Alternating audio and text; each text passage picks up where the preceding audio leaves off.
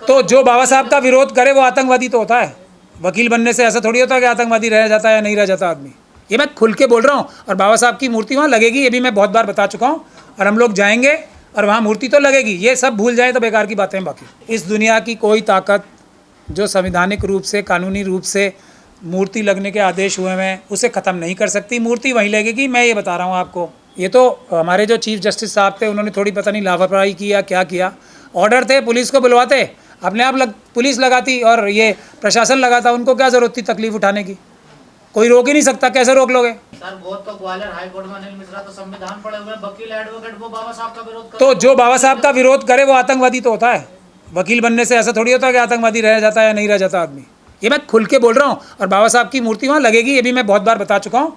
और हम लोग जाएंगे और वहाँ मूर्ति तो लगेगी। ये सब भूल जाए तो बेकार की बातें हैं। बाकी अब तो वो ये भी कह रहे हैं कि बाबा साहब संविधान निर्माता, कहना उनको गलत होगा। वो उनका ये हक अधिकार भी बाबा साहब ने अपने संविधान के माध्यम से दिया है कि आप झूठ भी बोल सकते हो। ये झूठ बोलने का अधिकार भी उनको बाबा साहब के संविधान ने दिया है। तो अब जो संविधान ने हक दिया उसके मजे लेने दो उन्हें। आपने अभी कहा मूर्ति वहीं लगे, कैसे लगेगी? मूर्ति तो वापस चलेगी वहाँ से। इस दुनिया की कोई ताकत जो संवैधानिक रूप से, कानूनी रूप से मूर्ति लगने के आदेश हुए हैं उसे ख़त्म नहीं कर सकती। मूर्ति वहीं लगेगी, मैं ये बता रहा हूँ आपको। आदेश मान कहाँ रहे वो वकील? वो वकील कौन होते हैं? ये तो हमारे जो चीफ जस्टिस साहब थे उन्होंने थोड़ी पता नहीं लापरवाही किया, क्या किया। ऑर्डर थे, पुलिस को बुलवाते, अपने आप पुलिस लगाती और ये प्रशासन लगाता। उनको क्या ज़रूरत थी तकलीफ उठाने की? कोई रोक ही नहीं सकता, कैसे रोक लोगे? ये जो विरोध में है वकील, ये बाबा साहब को मानते ही नहीं है या जानते नहीं है? ये जानते तो अच्छे से हैं। ये बाबा साहब की मान नहीं सकते क्योंकि इनकी मजबूरी है। क्योंकि तो बाबा साहब ये चल रही है उनके संविधान के दम पर। वो तो सबकी चल रही है। तो ये क्या देश की खाते हैं और देश के खिलाफ जो गद्दारी करते हैं, यही तो है। मनुवाद क्या होता है? जिसकी खाओ उसी की गद्दारी करो। देश की तो खा रहे हैं सब, इस वक्त तो संविधान की खा रहे हैं ना सब। जो संविधान के निर्माता के की मूर्ति से कुछ भी द्वेष उनको तो वेलकम करना चाहिए ना। कोई भी देशभक्त होगा तो वो तो खुद ही, या देशभक्त होने का नाटक भी करेगा, वो तो खुद ही लगाएगा बाबा साहब की मूर्ति को। पत्थर का पुतला क्या बिगाड़ सकता है किसी का? बाबा साहब की प्रतिमा से क्या दिक्कत होती है उन लोगों को? ओहो, बड़े भोले हो आप। नाम से ही फर्क पड़ रहा है ना कुछ तो, बाकी सब तो बात की बात है। नाम में ही इतनी ताकत है, उसी से दहशत आ जाती है। कह रहे हैं राम की लगाओ, मनु की लगाओ। फिर वही बात, हम मना कर रहे हैं? हम किसी को मना कर रहे हैं? जो संविधानिक जगह हैं वहाँ बाबा साहब की लगेगी। बाकी आपके पास पैसे हैं, आपके पास धन है, जैसा भी आप लगाओ अपनी जगहों पे जो भी लगाना है, लेकिन जो संविधानिक जगह है वहाँ बाबा साहब की लगेगी। मनुवादी वकील कह रहे हैं कि धर्मशाला नहीं है ये कोई, यहाँ प्रतिमा नहीं लगा सकते आप। बिल्कुल धर्मशाला नहीं है, सिर्फ बाबा साहब की ही लगेगी और किसी की नहीं लगेगी। यही तो कह रहा हूँ मैं। जयपुर हाई कोर्ट में लग रही है मनु की सर, वो गलत लगी हुई है, वो हटाई जाएगी।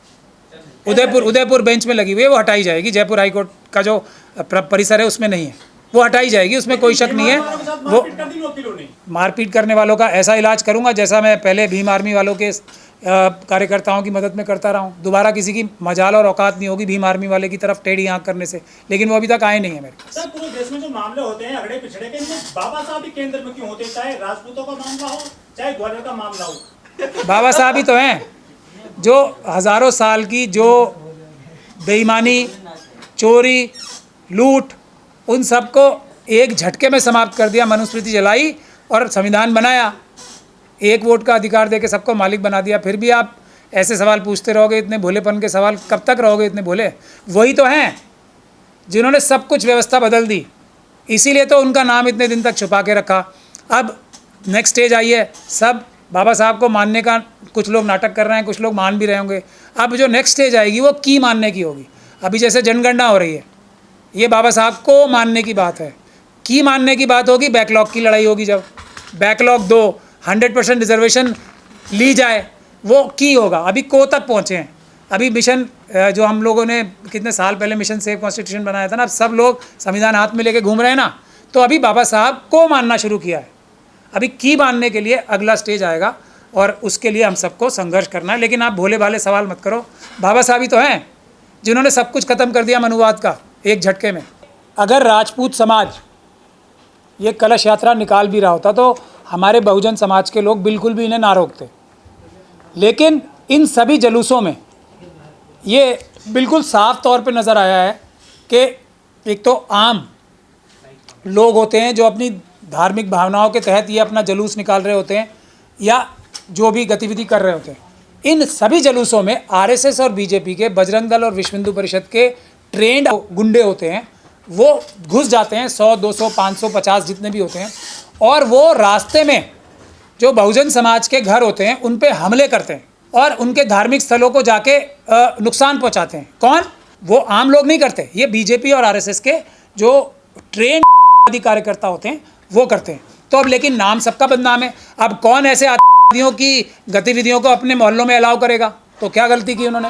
और पुलिस की सबसे बड़ी जिम्मेदारी ये होनी चाहिए कि जब भी बहुजन समाज के किसी भी एरिया से ये वाली जो जनरल कैटेगरी के जुलूस होते हैं वो निकलें, तो उनको पहले जाके वहाँ के समाज के लोगों को बिठाना चाहिए साथ के हम इस बात की गारंटी लेते हैं किसी भी आदि को, आरएसएस, बीजेपी, बजरंग दल, विश्व हिंदू परिषद, मेती लेपुन और जो आराम भाई तेंगुल नाम की या हिंदू सेना के कोई भी कार्यकर्ता को हम जुलूस में नहीं आने देंगे।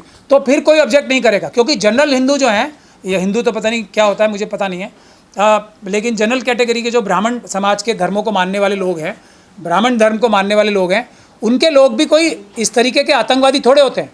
लेकिन आरएसएस तो धार्मिक यात्रा थी, कलश यात्रा थी, विघन डाला गया है उस यात्रा में। नहीं, विघन क्यों डाला गया वही बता रहा हूँ कि उनके अंदर बीजेपी और विश्व हिंदू परिषद के जो आदि होते हैं, जो घरों में घुस के महिलाओं को छेड़ते, जो घरों में घुस के, और हो सकता है अभी तो डर ये भी था ना, एक ये भी बात चल रही थी कि सिंदूर बांटा जाएगा, तो उससे तो महिलाएं चप्पलों से मारेंगी ना इन्हें। लेकिन कोई आम हिंदू थोड़ी बांटने गए थे ये सिंदूर। वो तो हिंदू नहीं है। हाँ हिंदू नहीं, ये देखिए, मैं तो कोई पूछने वाला या बताने वाला हूँ नहीं। योगी जी कहते हैं कि आरएसएस और बीजेपी के जो, वो तो जाते ही छेड़खानी करने, आग लगाने, बम फेंकने, धार्मिक महिलाओं को छेड़ने, वो तो जाते ही इसलिए है ना। तो क्या ये आम आदमी को परमिशन है किसी की परमिशन चेक करने की एसडीएम द्वारा जो दी जाती है? अपनी रक्षा करने की हर एक आदमी का फर्ज है। बाबा साहब का संविधान है और बाबा साहब के संविधान के तहत बने हुए जो कानून है उसमें है आत्मरक्षा का अधिकार। ये आत्मरक्षा है। उस मोहल्ले के सारे बुजुर्गों से पूछती नहीं महिलाएं और बच्चे वहाँ के कि आपने आतंकवादियों को बिना चेक किए अंदर क्यों आने दिया? आतंकवादी भी तो वेश बदल के आते हैं ना। ये जुलूस मैंने आपको साफ तौर पे बताया, वो ट्रेंड कार्डर्स बीजेपी और आरएसएस के, जो बजरंग दल के, विश्व हिंदू परिषद के, आराम भाई तेंगुल, मेती लेपुन, हिंदू सेना के कार्यकर्ता, वो 100-200 होते हैं, उसमें मुश्किल से 50 होते हैं। लेकिन वो जुलूस में घुसते हैं, उन्हीं के हाथों में हथियार होते हैं। आम जो जुलूस वाले होते हैं उनके हाथ में हथियार नहीं देखोगे, उनके सर पे कलश देखोगे। हथियार लेके जो होते हैं वो कार्यकर्ता होते हैं। मामला ये है कि 14 अप्रैल को उन्होंने रोक ली थी उनकी यात्रा बाबा साहब की, तो अब उन्होंने उनकी रोक ली, हम उन्होंने एक्शन नहीं, टिट फॉर टैट नहीं हो रहा है, ये आप गलत समझ रहे हैं। देखिए, जो बाबा साहब की जो यात्रा निकलेगी वो तो संवैधानिक यात्रा होगी।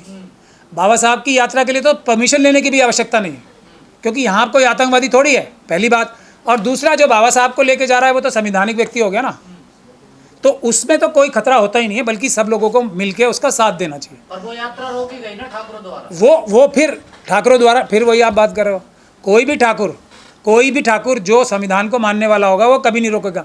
वो रोकते कौन है? वही आतंकवादी। तो इसमें फ़र्क करना बहुत ज़रूरी है। जनरल जो ब्राह्मण धर्म को मानने वाले लोग भी हैं ना, वो आतंकवादी नहीं है। वो मतलब उनकी आस्था हो सकती है जो हम लोगों को पसंद नहीं आती, संविधान के अनुरूप नहीं है, लेकिन वो आतंकवादी नहीं है।